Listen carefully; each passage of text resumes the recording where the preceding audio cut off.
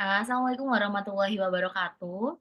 Selamat pagi teman-teman. Terima kasih kepada teman-teman yang sudah berkesempatan untuk hadir dalam diskusi kita kali ini, yang mana nantinya diskusi ini akan dipresentasikan oleh Kak Maya selaku pematerinya, dan ini nanti akan membahas terkait wawasan Nusantara teman-teman. Setelah Kak Maya nanti menjelaskan, dipersilakan untuk teman-teman bisa bertanya dan nanti kita mulai diskusi bareng-bareng ya. Apakah Kak Maya sendiri sudah siap untuk mempresentasikan materinya? Ya, sudah siap. Baik, karena Kak Maya sudah siap, kita bisa mulai. Dipersilahkan Kak Maya.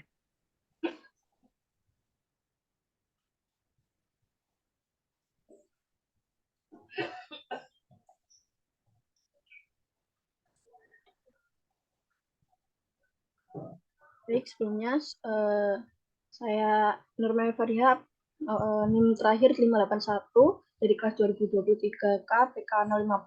Di sini saya akan membahas tentang wawasan Nusantara. Dalam GBHN disebutkan bahwa wawasan Nusantara adalah cara pandang dan sikap bangsa Indonesia mengenai diri sendiri dan lingkungannya dalam penyelenggaraan kehidupan bermasyarakat, berbangsa, dan bernegara. Sementara dalam ketetapan MPR tahun 1999, wawasan Nusantara adalah cara pandang dan sikap bangsa Indonesia mengenai diri dan lingkungan yang serba beragam dan bernilai strategis dengan mengutamakan persatuan dan kesatuan bangsa serta kesatuan wilayah dalam menyelenggarakan kehidupan berbangsa, bermasyarakat, dan bernegara untuk mencapai tujuan nasional. Baik, kita akan membahas seputar konsep wawasan Nusantara, asas wawasan Nusantara, kedudukan, fungsi, dan tujuan wawasan Nusantara, dasar hukum, dasar pemikiran, dan unsur dasar wawasan Nusantara. Konsep wawasan Nusantara adalah wawasan Nusantara sendiri berasal dari kata wawasan yang berarti pandangan, tinjauan, penglihatan, atau tanggap indrawina. Dan Nusantara berasal dari kata Nusa dan Antara. Nusa berarti yang pulau atau kepulauan, sedangkan Antara artinya di antara. Sehingga dapat dikatakan bahwa Nusantara diartikan sebagai satu kesatuan wilayah perairan dan pulau-pulau. Konsep dasar wilayah negara kesatuan telah diletakkan melalui Deklarasi Juanda 13 Desember 1957. Deklarasi Juanda memiliki nilai yang sangat penting karena telah melahirkan konsep wawasan Nusantara yang menyatukan wilayah Indonesia. Deklarasi Juanda sendiri dicetuskan tanggal 13 Desember 1957 oleh Perdana Menteri Indonesia yaitu Juanda Kartawijaya. Deklarasi Juanda diresmikan menjadi UU nomor 4 PRP tahun 1960 tentang perairan Indonesia. Isi deklarasi Juanda sendiri mengatakan bahwa Indonesia menganut prinsip-prinsip negara kepulauan atau RPIG state yang pada saat itu mendapat pertentangan besar dari beberapa negara, sehingga laut-laut antar pulau pun merupakan wilayah Republik Indonesia. Berikut ini diantaranya asas wawasan Nusantara, yaitu yang pertama kepentingan yang sama, keadilan, kejujuran, solidaritas, kerjasama, dan kesetiaan. Kepentingan yang sama di sini maksudnya adalah memiliki tujuan dan kepentingan yang sama demi kemajuan bersama dan tercapainya kesejahteraan bersama serta memberi rasa aman bagi seluruh warga negara Indonesia. Keadilan di sini artinya menyediakan kesesuaian pembagian hasil kekayaan Indonesia dengan adil, baik itu untuk perorangan, golongan, kelompok maupun daerah. Kejujuran merupakan keberanian berpikir, berkata, dan bertindak sesuai dengan realitas dan ketentuan yang berlaku. Solidaritas artinya melakukan kerjasama, memberi, dan berkorban bagi orang lain tanpa harus meninggalkan cipta dan karakter budaya masing-masing.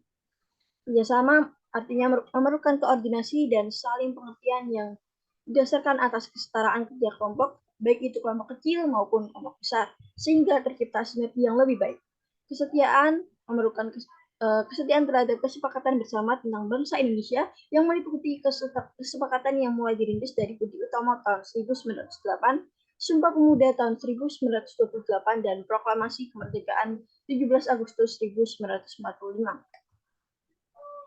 Kedudukan wawasan Nusantara. Dalam buku Pendidikan Pancasila dan Kewarganegaraan, karya Sarina dan teman-teman dijelaskan stratifikasi paradigma nasional, yaitu wawasan Nusantara sebagai visi nasional berkedudukan sebagai landasan visional.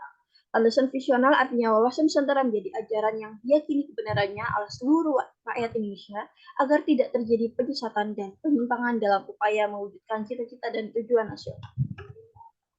Fungsi dari wawasan Nusantara sendiri adalah sebagai pedoman, motivasi, dorongan, serta rambu-rambu dalam menentukan segala kebijaksanaan, keputusan, tindakan, dan perbuatan bagi penyelenggara negara di tingkat pusat, daerah, maupun bagi seluruh rakyat Indonesia dalam kehidupan bermasyarakat, berbangsa, dan bernegara.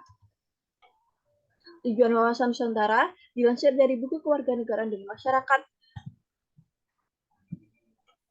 tahun 2019 karya Heri Herdianto dan kawan-kawan. Tujuan wawasan Nusantara yaitu mewujudkan nasionalisme yang tinggi di segala aspek kehidupan rakyat Indonesia serta mengutamakan kepentingan nasional. Tujuan wawasan Nusantara lainnya yakni satu, mewujudkan kesatuan dan persatuan seluruh aspek kehidupan untuk menjamin kelangsungan penyelenggaraan bangsa dan negara untuk mencapai masyarakat yang adil dan makmur. Yang kedua, mewujudkan hubungan dengan dunia internasional berdasarkan kemerdekaan, perdamaian abadi, dan keadilan sosial guna mendukung kepentingan nasional. Dasar hukum wawasan Nusantara. Yang pertama ada Ordonansi 1939, Territoriale and Maritime Keringan Ordonanti 1939.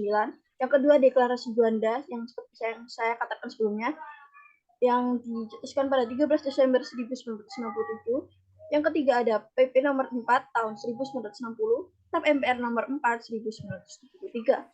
Dan yang terakhir TAP MPR nomor 4 tahun 1978, TAP MPR nomor 2 tahun 1983, TAP MPR nomor 2 tahun 1988, TAP MPR nomor 2 tahun 1993. Dasar pemikiran wawasan Nusantara.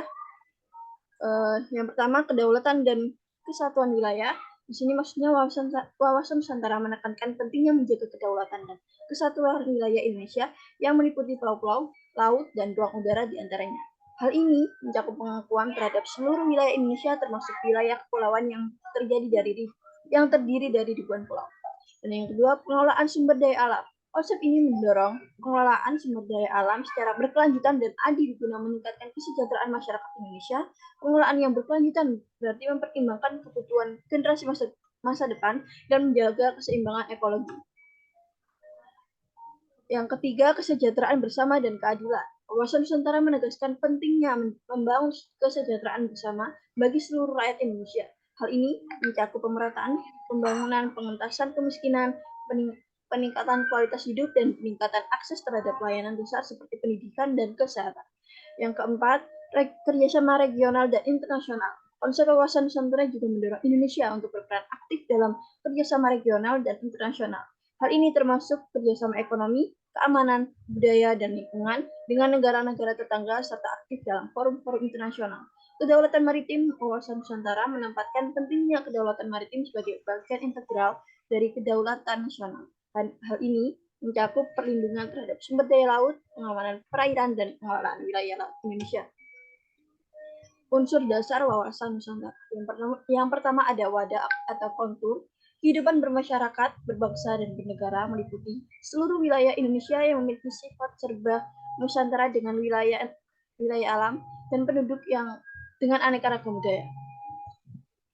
Isi atau konten yang dimaksud adalah aspirasi bangsa yang berkembang di masyarakat dan cita-cita serta tujuan nasional yang tertuang dalam pembukaan Undang-Undang Dasar 1945.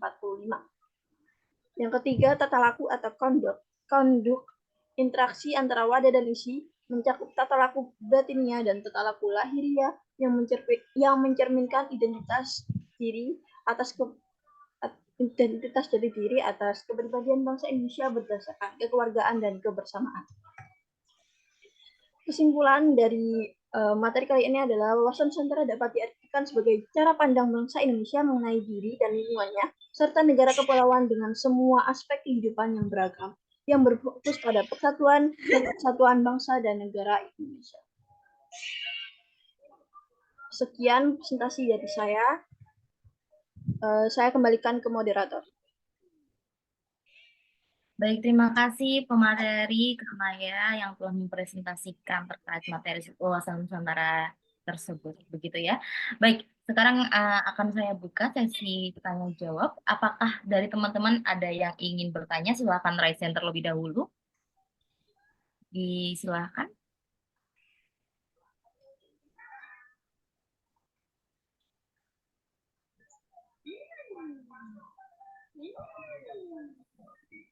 Apakah tidak ada pertanyaan?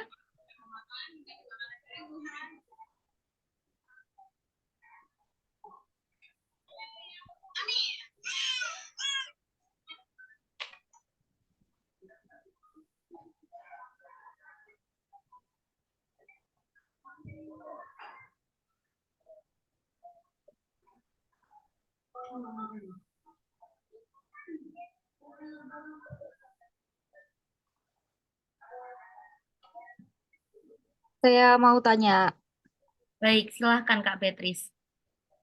eh, tadi kan sempat disinggung di awal tentang konsep wawasan Nusantara ya. Nusantara itu kan kepulauan gitu istilahnya. Nah, terus itu juga diatur dalam deklarasi Juanda. Udah dibahas tentang deklarasi Juanda juga. Nah, di deklarasi Juanda itu kan mengatur tentang wilayah ya.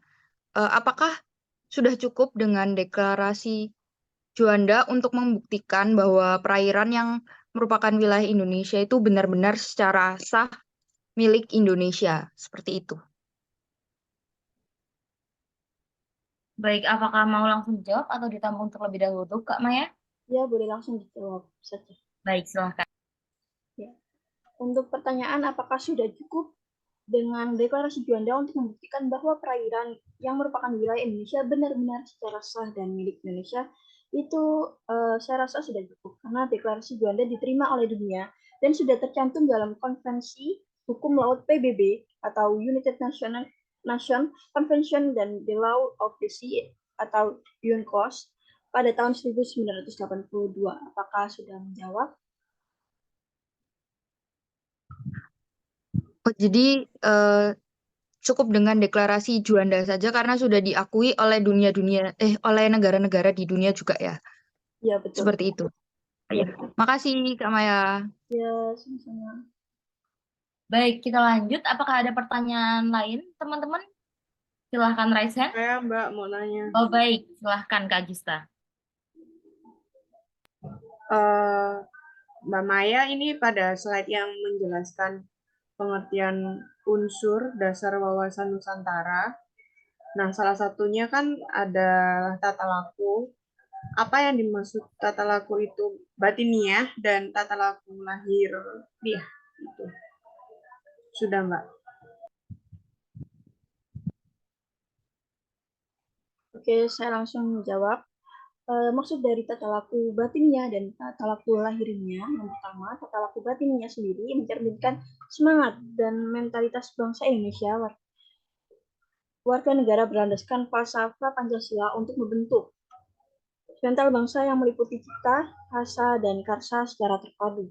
Untuk tata laku lahiriah tercermin dalam tindakan, perbuatan, perilaku bangsa Indonesia, warga negara diwujudkan dalam satu sistem organisasi yang meliputi perencanaan, pengawasan, dan pengendalian. Apakah sudah menjawab? Sudah, Mbak Maya. Baik, terima kasih. Apakah ada pertanyaan lain, teman-teman?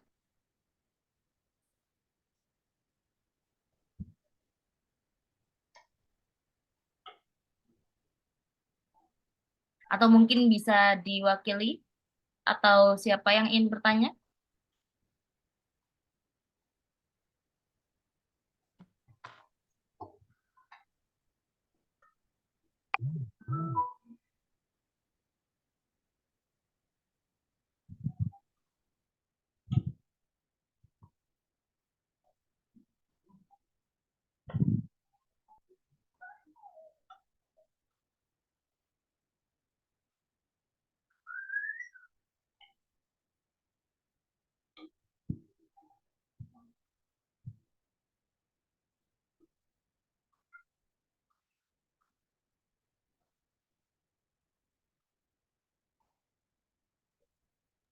Mungkin Kak Arza, oke.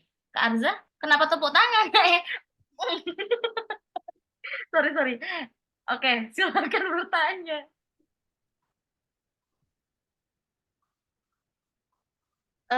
Aku mau tanya Kak Maya, tadi kan ada eh, sudah menjelaskan tentang wawasan Nusantara. Nah, aku tuh mau tanya apa aja sih tantangan yang ada dalam implementasi wawasan Nusantara. Terima kasih. Oke, saya jawab langsung. Untuk tantangan dalam implementasi wawasan Nusantara mencakup berbagai aspek ya, kayak kesadaran warga negaranya, kemajuan teknologi yang pesat, globalisasi yang berdampak pada perilaku masyarakatnya, pelestarian budaya lokal, dan perlunya pendidikan berbasis nilai-nilai lokal untuk menjaga jati diri bangsa Indonesia. Selain itu, tantangan muncul juga dari kompleksnya kondisi geografis kepulauan Indonesia, kesenjangan pembangunan regional yang menimbulkan ketidakpuasan dan ketidakadilan, serta perlunya mengelola dan memantau wilayah Indonesia yang luas dan beragam secara aktif. Itu sih. Apakah menjawab Mbak Arza? Sudah menjawab Kak. Terima kasih. Ya, Baik, terima kasih sama-sama. atas pertanyaannya Kak Beatrice juga, Kak Gista juga pertanyaannya. Terima kasih teman-teman. Selanjutnya, apakah akan dilanjut diskusi terkait hal ini atau sudah cukup dengan pertanyaan-pertanyaan tersebut? Bagaimana pendapat kalian? Ini kurang berapa menit?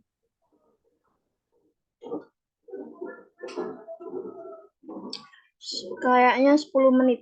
5 menit atau 10 menit? 5 menit sama 10 menit. Mai tolong itu Nadine di ACC dulu, bisa tah? Sudah, sudah.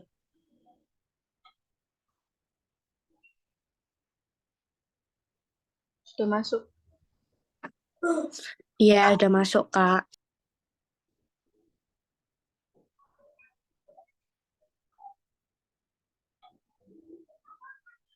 Saya mau minta pendapat teman-teman. Kalau misalkan deklarasi Juanda tadi itu sudah cukup untuk apa Indonesia kayak mengklaim ini itu wilayahnya, kenapa sampai sekarang itu masih ada kayak konflik antara Indonesia dengan Cina mengenai Laut Natuna? Barangkali teman-teman mau menjawab atau Maya sendiri. Terima kasih.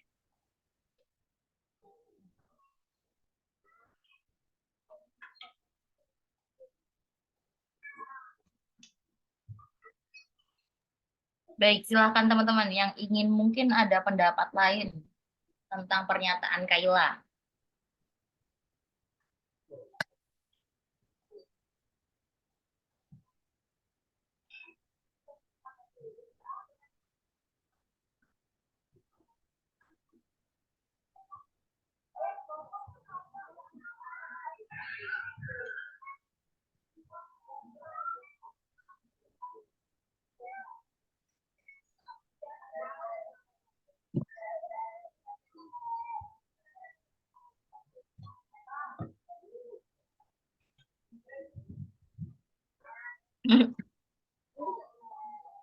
Oke, kalau setahu itu dulu itu pernah dibahas. Kalau sebenarnya memang secara sah dan sudah diakui oleh dunia kalau wilayah Natuna itu memang milik Indonesia. Tapi ternyata Cina itu memiliki kepahaman dan ketetapan wilayah laut itu berbeda, sehingga mereka juga mengklaim bahwa Pulau Natuna itu juga milik mereka. Itu. Sedangkan Indonesia ini masih memiliki beberapa urusan dengan Cina, sehingga tidak bisa mengajukan apa itu namanya kayak pengklaiman atau penyelesaian secara internasional ke itu badan internasional karena masih memiliki urusan itu sih kalau menurutku.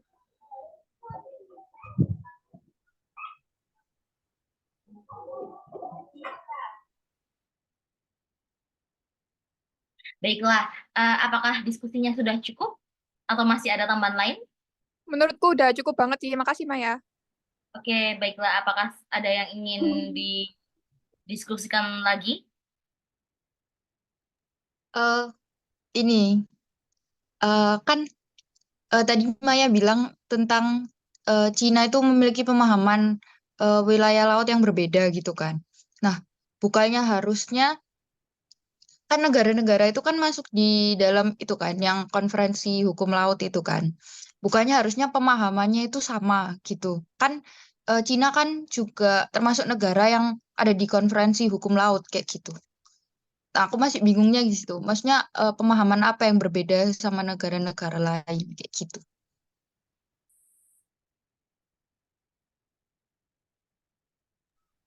Kalau Indonesia itu kan kayak menganut seperti kayak yang lima berapa mil itu yang dari wilayah laut itu.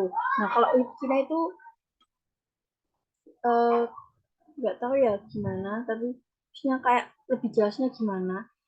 Tapi emang kayak pernah dengar dan pernah dibahas juga karena kalau Cina itu nggak kayak gitu untuk menentukan wilayah laut mereka itu sih. Oke, oke. Makasih, Maya.